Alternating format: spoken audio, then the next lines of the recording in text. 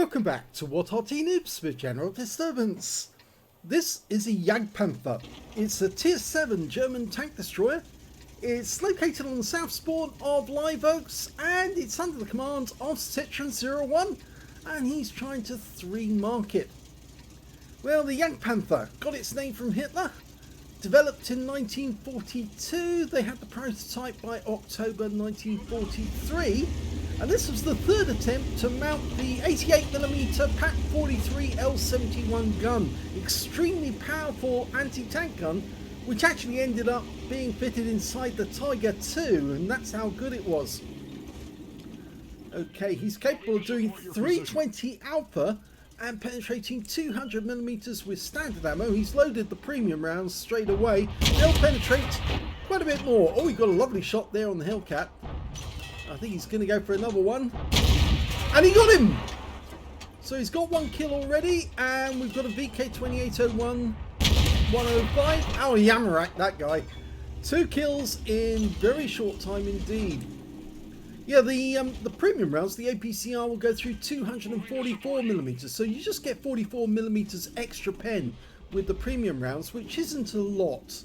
But one of the good things about this one is the rapid reload. Yes, reload time by the book is 7.86, and you can see here that Citron01's got it down to 6.46, sorry. Now, the first attempt to mount the Pak 43 was in the Ferdinand. As you know, that was the Tiger prototype that never came about, the one that was produced by Porsche.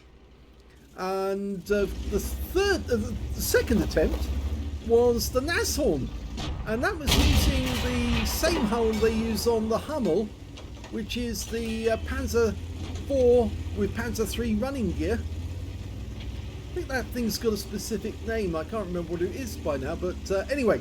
But they were going to call the Jagdpanther something else, but, well, Hitler said, no, just call it the Jagdpanther. It's basically using a Panther hull, but instead of actually having a turret, it's got a casement.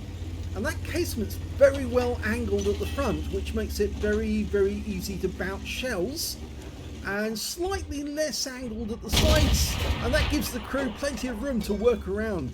In fact, if you've ever been to the Tank Museum at Bovingdon, you'll see that they've got a Jagdpanther, one of the ones that was produced right at the end of the war, along with the Panther that they've got there in the museum, which was actually manufactured by German crews working under British command after the surrender. Now, the Jagdpanther is much, much bigger than the Hetzer. It's huge by comparison. They're just completely different beasts if you look at them. And you think, wow, this is a big beast. It really is. And look at the way he's carving through that T29. Okay, this T52's come up rather quickly. He takes a big hit. They're taking a lot of damage, these guys. T29, he's out the game. So he's got 3 kills now. IS down below. Puts 1 round into him, gets a high roll. This enemy team is suffering. They really are. They're being carved apart. There's only 4 of them left. 2 Artys. Well, now there's only 2 of them left, and they're both heavy tanks, and they're both in front of us. There's the M4, the Yo tank, and there's an IS down in this dip, and I think Citron01 senses blood in the water, and that's why he's gone all in, balls deep, to kill this IS before he loses the chance. And oh, the IS has outflanked him, but oh, Arty comes to his rescue, and a Crusader SP finishes the IS off. At least he got some damage out of the guy. There's only a Yo tank left. There he is, just up ahead. Oh, short work for the Pak 43, but he didn't get the kill shot. That went to the Lorraine 15550, but a great game and a couple of bounces off the front plate. Here's the end of battle results, and that was an ace tanker game for Citron01 in the Jagdpanther. He managed to get a Bruiser medal for getting at least 5 critical hits in that battle. He managed to get 5 exactly. He got a demolition expert because he blew apart that VK2801 with a 105mm gun. It just literally ammo-racked him completely. And he also got a fire effect for doing more damage than the hit points for his own vehicle. A tanker sniper for getting the most amount of damage at an enemy vehicle, at least 300 meters, 8 shots in total. He also got a brothers in arms because he was in platoon with somebody and they both managed to get 3 kills apiece. And he also got the high caliber for dealing the most damage in the game as well, which is not surprising considering how effective that 88mm gun is. Let's have a look at team score. Well, there you go, top of the table with 4,195 hit points. The next highest scorer only had, well, almost a third of the value, not quite, slightly more than a third, and that was the Canonian Jagdpanther. He managed to get 1,502, and the third highest damage actually went to the Charioteer on the enemy team, their best scorer with 1,294. When it came to kills, he shared the top spot with the T29 on his team, and the VK2801 with the 105mm gun. They all got 3 kills apiece, and then there was 2 kills to the CS53. Nobody on the enemy team managed to get more than 1 kill. In fact, they only managed to get 3 kills in total during the game, and those 3 players didn't get any kills on Citron01's team either. When it came to base XP, it was Citron01 who did the best with this one. 1,275 went to him, 1,021 went to the VK2801 with the 105mm gun, and 573 was the next highest base XP, and that was with the M4 Yo tank on his own team. And the reason why these guys got so high was because, of course, these were tier 7 in a tier 8 game, and he was tier 6 in a tier 8 game, and well, he did rather well as a result. So at least I think it was a tier 8 game. I'm pretty sure it was, yeah, because of course the M4 is a tier 8, isn't it? That's right. Okay, so let's have a look at detail. 18 shots fired, 16 direct hits, 15 penetrations. That shell literally carves through the enemy. Even a tank like the T29 can't stand up to it. 4,195 hit points of damage, of which 1,354 were at more than 300 meters. He received 3 hits from the enemy. 1 of them penetrated, 2 non-penetrations, and 405 hit points of damage blocked by armor. It was the IS, I think, that got the round in through the side. He managed to outflank him, and it was a good job that the Crusader SP was watching, because he managed to put a round in which finished off the IS before he could do any more damage to Citron01. He damaged 7 of the enemy, killed 3 of them, and did 512 hit points of damage assistance. 40,187 credits for the game, 20,496 from personal missions payout, and after repair, ammunition, respawn, and consumables, took away a profit of 31,534 credits. 1,275 XP, 957 from personal reserves, and because he played in the platoon from the start, he got 287 extra, and that's 3,157 experience points altogether. We didn't actually give a mention to his platoon mate, was actually Zaka1, and they were both in the WTR clan at the time, so I'm sorry we didn't mention Zaka1, but we didn't really see you in the game. I think, to be honest, it was all about Citron01 and that Jagdpanther. Anyway, we've got another game coming up, so let's have a look at that one and see how Citron01 gets on in it. The second battle is on the west spawn of Sand River.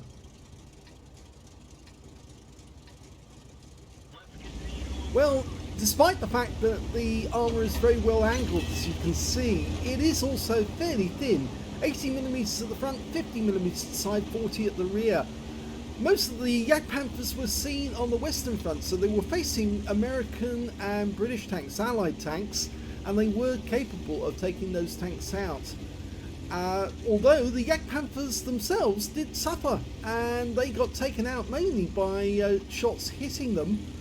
In fact, yeah, they weren't invincible, but they were still pretty deadly tanks, and as a tank destroyer, this is quite a good tank to play in the game. Now, there's 2 guns you get if you do work your way up to it. There's a 105mm and an 88, both very powerful. The 105 isn't as accurate as the 88mm, but it can do more damage. It's more of a derp gun. The ammo for the 88mm is actually very cheap, and that's why you can get a lot of credits if you work it. And the 105 does have the good alpha. Now, the tank does have good mobility as well, so it can get about. But remember, it is a tank destroyer with the fixed gun at the front. It's got an arc of 22 degrees overall. Oh, he's got his first kill. Now, it will, in reality, the gun would actually do a 12-degree arc either side. So 24 degrees is what it actually did get. But you're noticing here, Citron01 is having absolutely no problem at all taking out these enemy tanks. He's on his way to get his third mark. He's got 2 up already. And he's literally killing these enemy. And he's not always using premium ammo to do it either.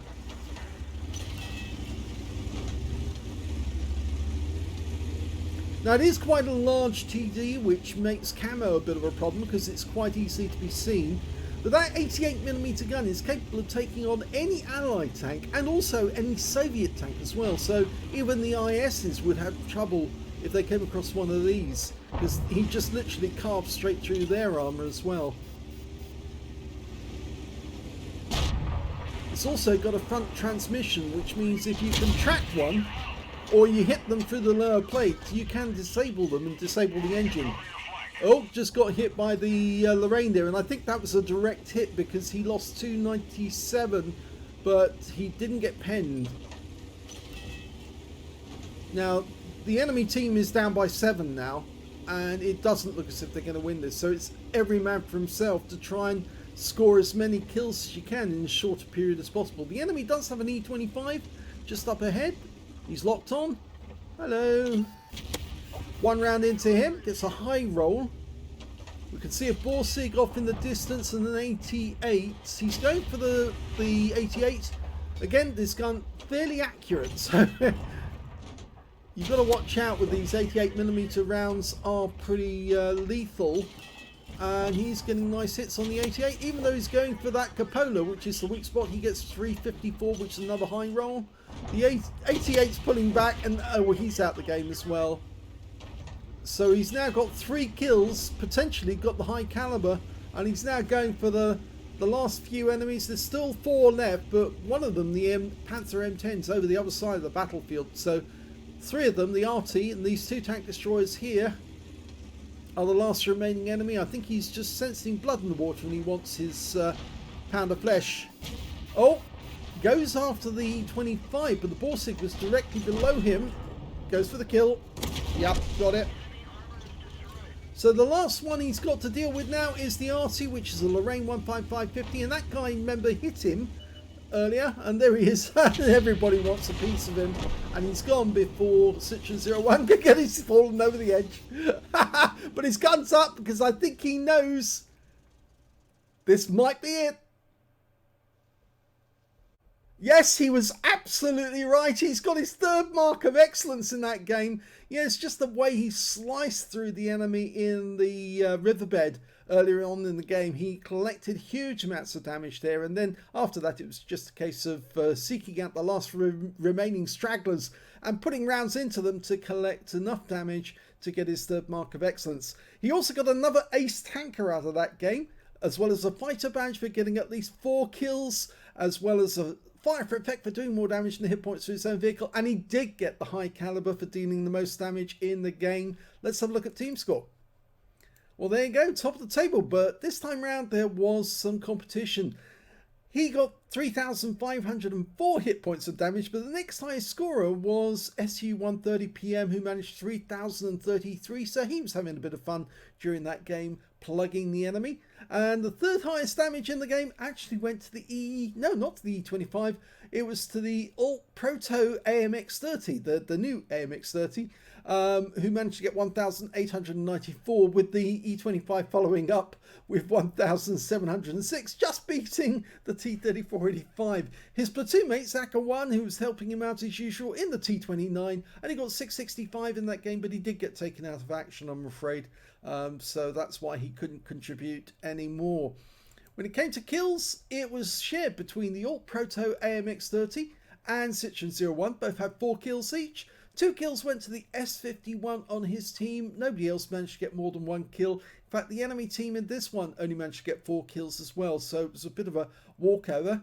And when it came to base XP, Citron01 right at the top of the table again. 1,318 went to him, 1,018 went to the T3485, 910 went to the SU130PM. He fired 18 rounds. In this one, he got 13 direct hits and 13 penetrations. So he did miss a few, but every shell that did hit the target went through the target. 3,504 hit points of damage, of which 2,675 were at more than 300 meters. I think those were most of the shots that he was firing into the tanks as they were making up their way up the riverbed. He received 1 hit from the enemy. It was a splash. That was the Lorraine 15550 who managed to put a round into him as he was coming over the lip of the dune, going after one of the enemy heavy tanks. So he was obviously working on the basis that the Jagdpanther, being a big target, was much easier to hit than some of the other ones and a slightly bit slower than them. So yes, in fact, that's a good tip for any Arty players out there. If you're looking for a target, the Jagdpanther is probably a bigger, easier thing to hit and more satisfying as well, because it's got that nasty gun. And if you do take it out, it makes it makes it safer for your teammates. He spotted 2 enemy vehicles, damaged 7 of the enemy, killed 4 and did 995 hit points of damage assistance. I think that might have been spotting assistance. 36,345 credits from the actual battle, 27,259 from personal reserves, 20,172 from personal missions payout, a total of 107,401 credits altogether. And after repair, ammunition, resupply and consumables, and look at the ammo costs aren't that high this time, mainly because he wasn't using premium ammo all the time. He got 29,762 credits profit. 1,318 XP, 989 from personal reserves, 395 for tactical training and 297 for playing in the platoon. Took away 3,658 experience points altogether.